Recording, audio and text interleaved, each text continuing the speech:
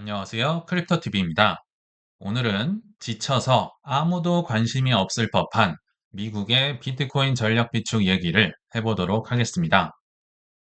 그 전에 과세 폐지 청원이 드디어 5만 명을 돌파했습니다. 그동안 고생 많으셨던 것 같아요. 그래서 오늘 오전 11시경에 국회에서 답변을 받기 위해서는 최소한 5만 명이 동의를 해야 되는데 그 숫자가 넘었다. 청원 내용은 아마 잘 알고 계실 것 같습니다. 물론 이게 무조건 답변을 받는다는 얘기는 아니에요. 저번에도 뭐 국회에서 이분들 임기가 끝나버리거나 하면 저번처럼 답변 안 하고 그냥 끝나버릴 수도 있긴 합니다만 그래도 기본적인 숫자를 채웠다는데 의미가 있는 것 같고요. 이게 지금 이렇게 주장을 하는 이유가 뭐 현물 ETF를 도입한다든지 트래블 룰을 100만 원 미만도 이제 굉장히 어렵게 해놨었죠. 그리고 뭐 이체 한도가 1000만 원을 넘어가면 탈세나 뭐 범죄자로 의심을 바로 하게 된다든지 또는 입법도 뒤로 미룬 상태에서 세금부터 걷는다는 건 조금 그렇지 않을까 생각이 들어서 아마 호응을 받았던 것 같습니다. 아무튼 고생 많으셨다는 말씀을 드리면서 본론으로 넘어가 보도록 하겠습니다. 야, 미국의 전략 비축 거의 양치기 소년이 되지 않았나 생각이 듭니다. 백악관에 크립토 위원장이 있는데요. 그분이 벌써 최근 한 달 들어서 세 번째 얘기를 했습니다. 처음에 얘기를 한 건 4월 말에 몇 주 내에 할 것이다. 곧 할 것이다. 준비 끝났다고 지금 이거를 세 번째 했다. 가장 최근에 한 게 바로 5월 18일자에 한 팟캐스트에 나와서 야, 우리 또 발표 준비하고 있어. 뭐 이렇게 지금 얘기를 했다라고 하거든요. 5월 18일자가 최근이었습니다. 그래서 법적 준비는 이미 끝마쳤다. 곧 공식 발표를 할 예정이다. 정말 발표를 곧 했으면 좋겠네요. 최종 단계까지 진전을 시켰다. 곧 공식 발표가 있을 예정이다. 다시 한번 얘기를 했고요. 그러면서 이미 법적 정비와 자산 보호 체계가 마련이 됐다. 왜냐하면 행정명령만으로는 언제든지 뒤집을 수가 있기 때문에 법이 중요하겠죠. 그래서 요게 시간이 걸리고 또 백악관이 장기적인 비트코인 관리와 자산화에 집중하고 있다. 뭐 이 관련 내용은 수차례 다뤘으니까 넘기기로 하고요. 자, 그럼 앞으로 어떻게 전개가 될 것인가? 제가 종종 말씀드렸는데요. 2분기에는 유동성에 대한 환경이 조성될 것이다. 그리고 3분기에는 실질적인 행동, 뭔가 내지르는 행동들이 나올 가능성이 높겠다. 그래야만 중간선거를 이길 수 있겠다 생각이 들거든요. 그래서 2분기에는 이미 뭐 SLR 규제 완화라든지 여러 가지 제도도 갖추어 주고 있지만 특히나 전략 비축 관련해서는 공식적인 선언이 나올 가능성이 높겠다. 이 선언도 굉장히 중요한 의미가 있거든요. 왜냐하면 미국에서 비트코인을 준비 자산으로 갖춘다는데 이건 굉장히 큰 의미가 있을 것 같아요.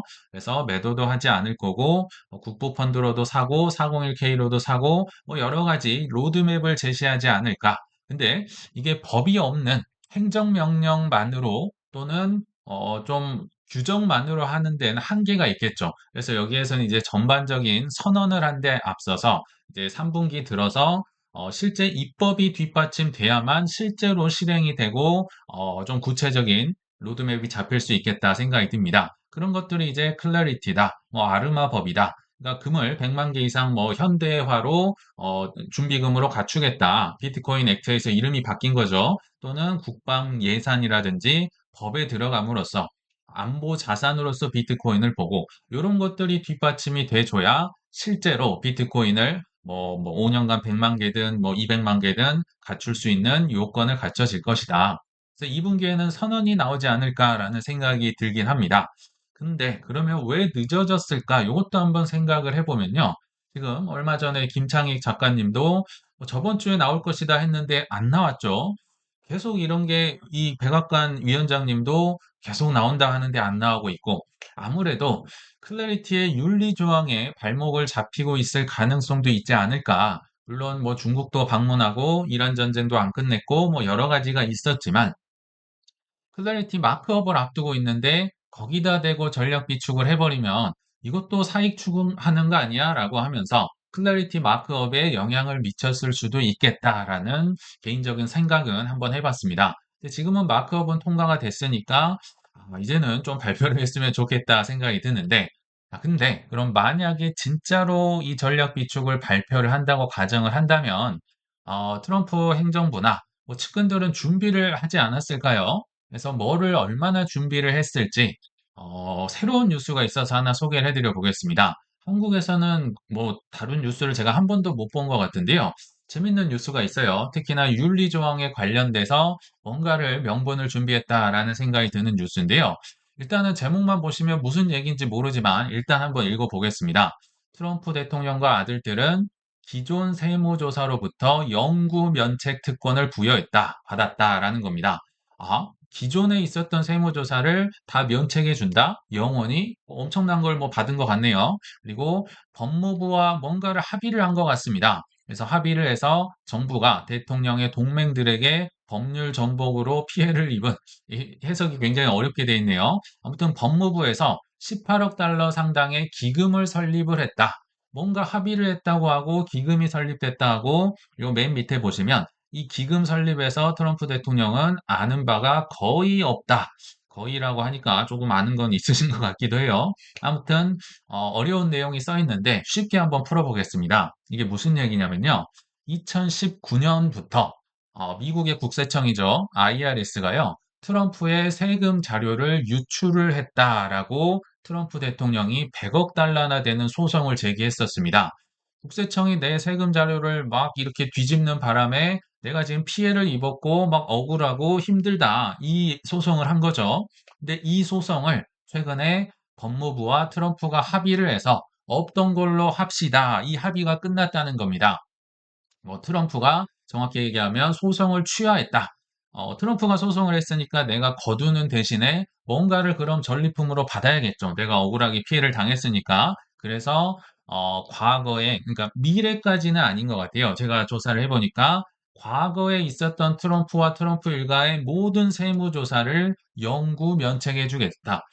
과거에 잘못한 거 책임을 묻지 않겠습니다. 세금 관련해서요. 이 지금 뭔가 합의를 도출해냈다라는 겁니다. 그쵸? 이게 이 기사의 내용입니다. 그리고 플러스 알파로 아까 기금 얘기가 나왔는데, 그러니까 억울한 자를 위해서, 그러니까 트럼프 입장에서 보면 나처럼 이 법률로 뭔가 억울한 일을 당했던 사람들 도와줘야 되는 거 아니야? 라고 지금 법무부가 만들었다는 겁니다. 법무부가 이제 뭐 안티 웨퍼나이제이션 펀드, 반무기화 펀드라고 해서 이런 좀 억울한 사람들을 위한 18억 달러나 되는 뭐 거의 3조 원 정도 되는 기금을 만들었다. 요것도 트럼프가 소송을 취하해 주는 대가로 세무조사도 받고 뭐 이런 기금도 만들었다. 법무부가 해줬다. 뭐 이렇게 해석을 할 수 있을 것 같아요. 그러니까 뭐 논란이 될 수는 있겠죠. 네, 그런 건 이제 차치하고 이게 지금 어떤 의미가 있느냐? 지금 윤리조항, 뭘 준비했는가라고 하면서 이 기사를 제가 가져왔잖아요.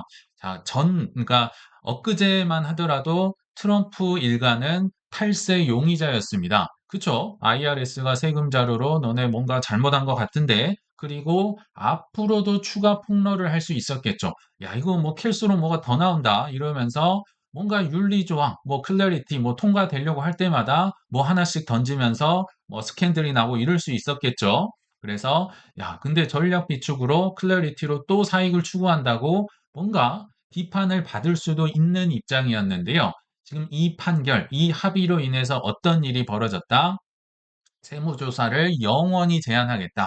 과거 겁니다. 과거 거. 그러니까 앞으로 캐도 나올 수는 없겠네요. 그쵸? 어느 정도 막아놨고, 오히려 지금 트럼프 일가가 어떻게 됐습니까?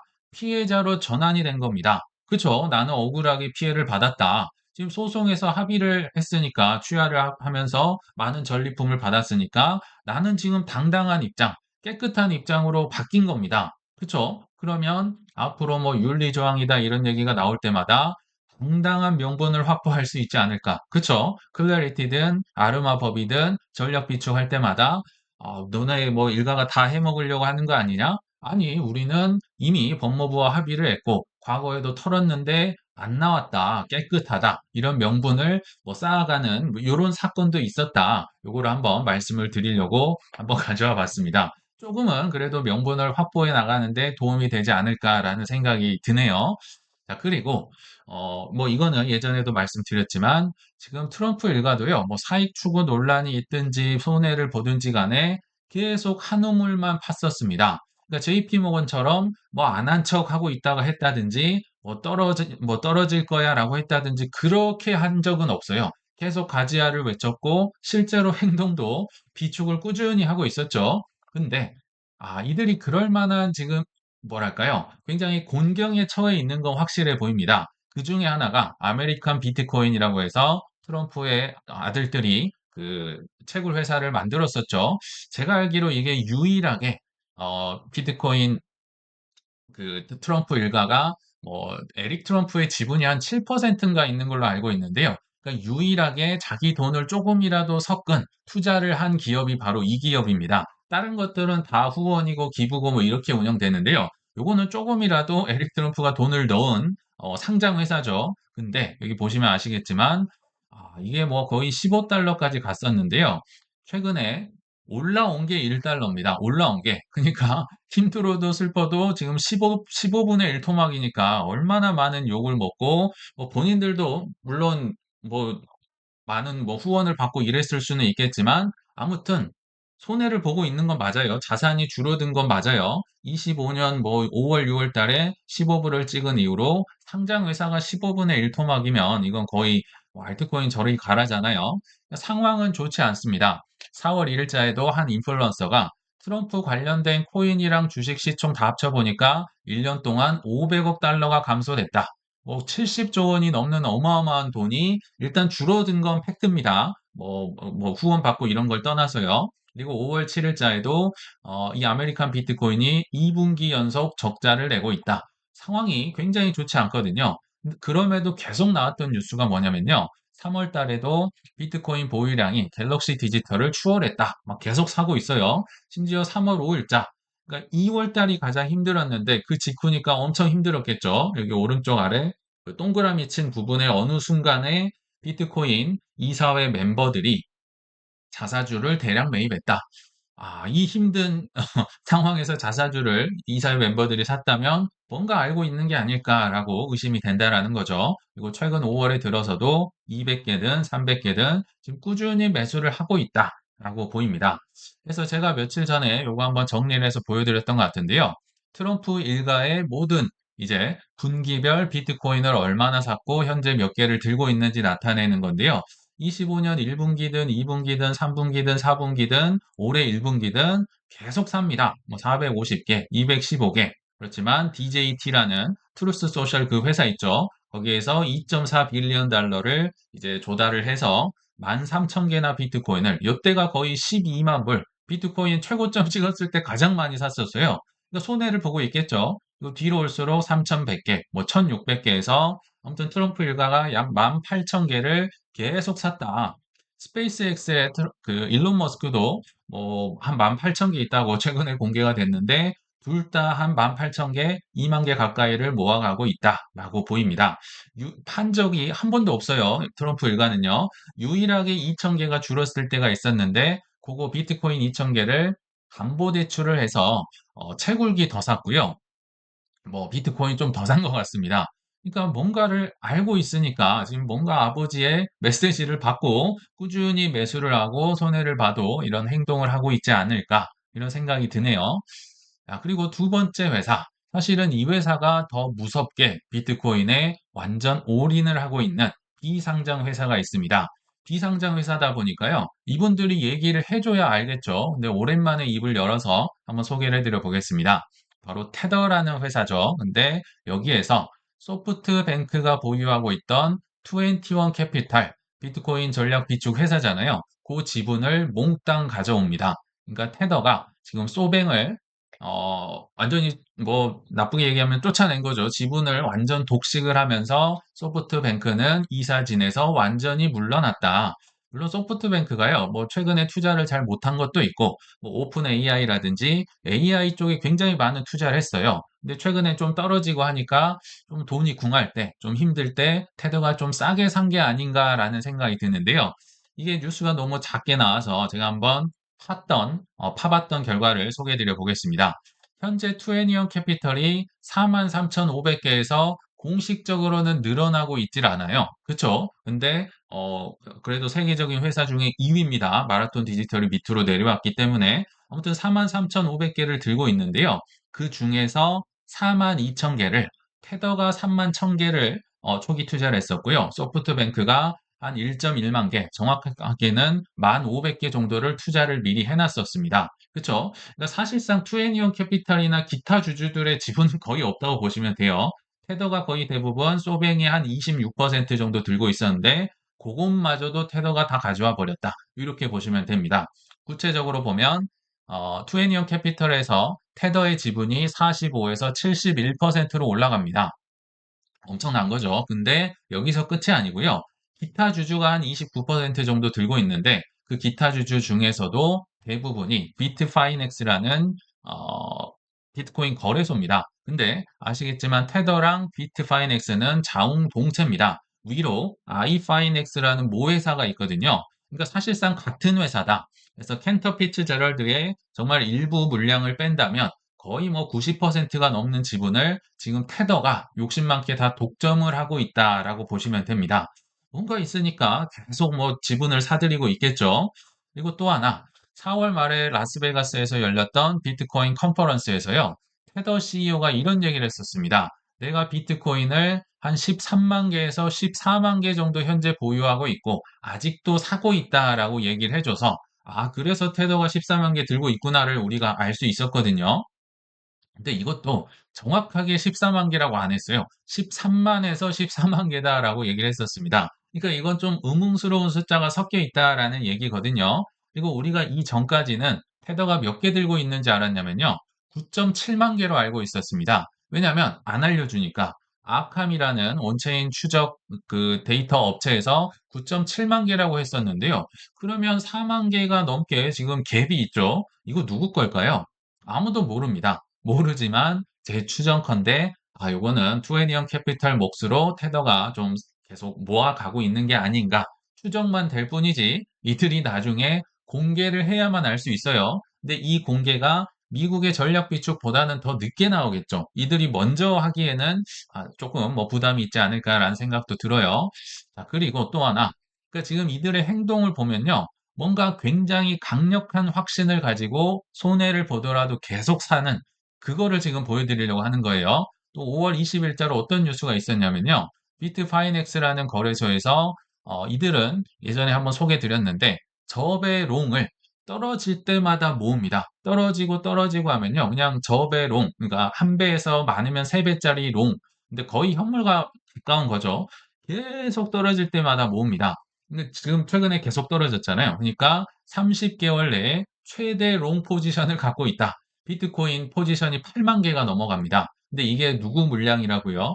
일반인들은 8만 개 넘게 감당할 수 없는 양이거든요. 그리고 아시겠지만 비트파이넥스는 테더와 동체이기 때문에 뭐 수수료 면제, 뭐 펀딩비 안 내고 이러면서 무제한으로 오랫동안 포지션을 가지고 있을 수 있습니다. 그러니까 하락할 때 이렇게 무한 매집을 할 수 있는 강한 확신을 갖고 있고 혹시나 청산이 근데 이게 청산이 되긴 어려워요. 왜냐하면 테더가 워낙 돈을 많이 갖고 있기 때문에 그래서 하방을 막아주는 역할을 하고 있는 게 저는 사실상 테더다라고 보는 겁니다.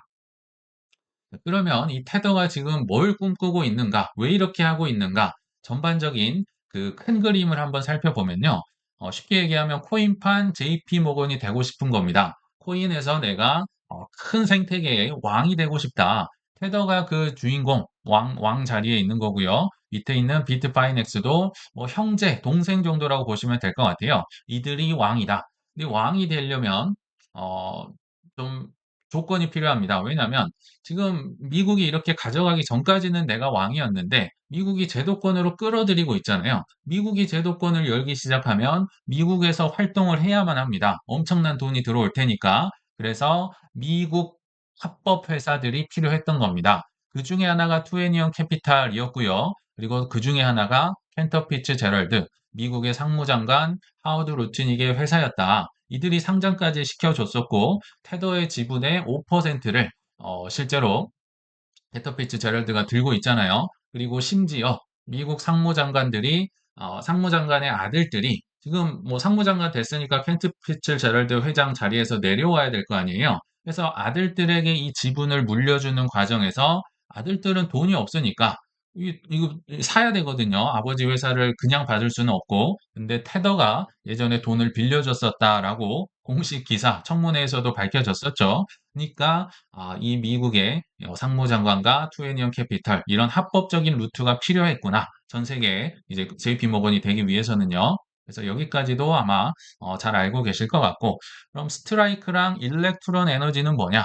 스트라이크는 그 투애니언 캐피탈의 CEO 잭 멜레스랑 똑같은 CEO를 갖고 있죠. 스트라이크는 즉 잭 멜레스라는 미국의 얼굴 마담을 이제 수용하기 위해서, 그리고 비트코인 들고만 있으면 못합니까? 결제 인프라를 장악하기 위해서 스트라이크랑 합병을 추진하고 있고, 또 하나 일렉트론 에너지도 채굴 회사, 뭐 전력 데이터 회사라고 보시면 됩니다. 그래서 여기도 채굴을 위해서 합병을 추진하고 있고, 그리고 맨 마지막에 있는 이제 소프트뱅크는 현재는 이제 초기 전략 투자를 했다가 지분을 다 팔고 떠났었죠.